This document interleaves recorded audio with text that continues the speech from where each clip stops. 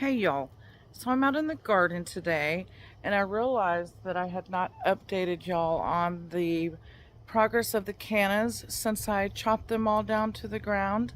Now, in that video, and I'll put up a picture of what they looked like at that time, they all looked very raggedy and half dead. I said I was going to treat the left side over there with baking soda, a baking soda solution, and the right side over here with a couple of copper down grounding rods to see if which one worked better to treat a possible fungal infection on the cannas. So I'm going to give y'all the results today. So you can see that they are blooming again. Have some that have, already fallen off, but I do have a lot of blooms on this side. On the other side that I sprayed with baking soda, I don't have any blooms yet, but I have some that will be opening soon. You can take that as a possible sign that the copper down rods worked better on this side as far as these growing and blooming quicker. Yeah, the whole electroculture thing, I still haven't made up my mind about it. So, but as far as fungal, I'm not sure that there was ever a fungus to begin with. So either these things worked equally as good, or the problem was never fungal to begin with, and it was just the drought and the excessive heat that we were having. So let me show you what I've got. So this is the right side. And again, keep in mind what they looked like before. You'll see no dead leaves anymore. The exception is that one plant right there. And that's because I dug this up at my daughter's house because it's a yellow variety. All the rest are red. And I wanted to start adding in different colors. So this one is new. It was recently planted. You see the fresh dirt there. So that's why that one looks like that. But the rest are all very healthy. And we'll get another bloom before winter sets in.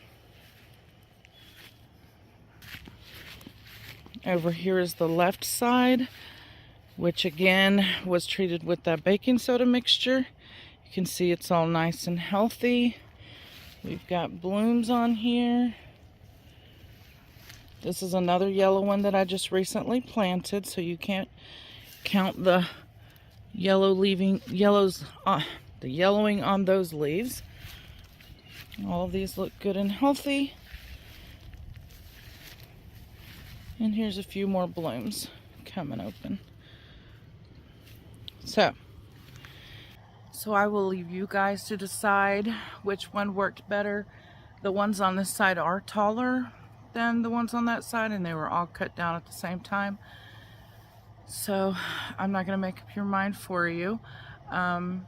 This side probably gets more water because my washing machine empties out here, and it does drain down because we're on a slope about like that, so it does drain down to that area. So that's probably the biggest factor as to why those are a little bit taller than the other side, because even though I water them equally, the water probably does make it down to those cannas. That was the whole reason I planted them there, was to help absorb some of the water from my washing machine. So anyway, I'll leave you guys to decide.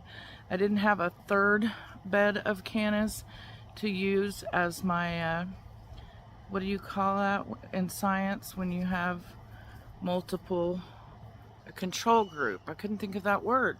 I did not have a control group of an area where I did not do anything except cut it down. So, it's not a real scientific experiment if you don't have a control group that you don't treat with anything, or I guess you could treat with a placebo. So anyway, thank you guys for watching, and we'll see you on the next video.